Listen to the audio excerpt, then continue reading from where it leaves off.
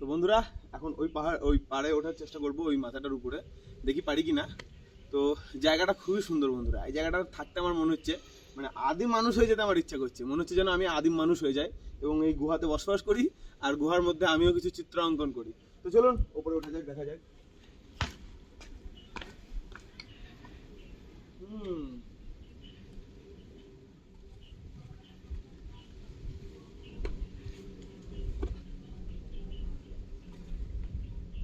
ওটা যাবে না মনে হচ্ছে।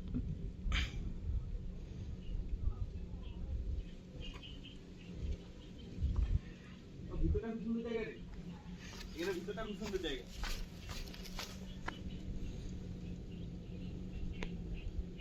ও উঠে বাই চান্স যদি পড়ে যায় আমার মাথাটা ফেটে যাবে।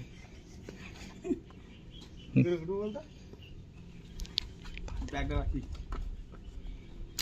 দেখি এবার যদি উঠতে পারি।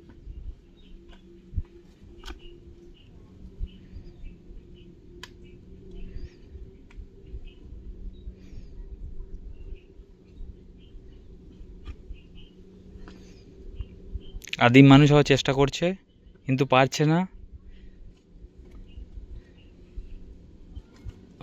পরবর্তীকালে আদিম মানুষ হয়েই গেছে, কিন্তু সফলও হয়ে গেছে।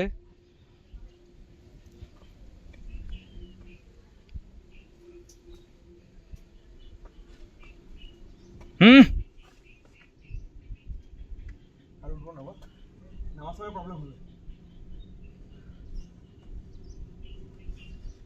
দাঁড়া।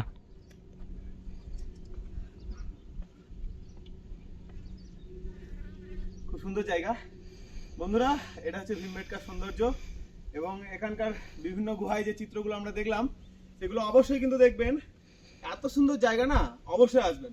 মধ্যপ্রদেশ ভ্রমণ করুন আর সঙ্গে ভোপাল, আর ভোপালের আশেপাশে, ভোপাল থেকে 45 কিলোমিটার, মাত্র 45 কিলোমিটার দূরত্বের এই এত সুন্দর জায়গা, এই জায়গাটি অবশ্যই মাস্ট ভিজিট, অবশ্যই আসুন। এত সুন্দর জায়গা কেন আসবেন না বলুন তো। আর সাঁচি স্তূপ যেতে পারলাম না, ওটার জন্য খুব দুঃখিত, কিন্তু এই জায়গাটা সত্যি খুব সুন্দর জাস্ট। তো এখান থেকে কিভাবে নামি দেখা যাক।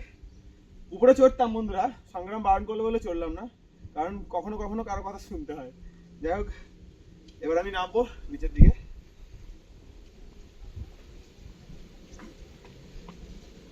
এখান থেকে নামবে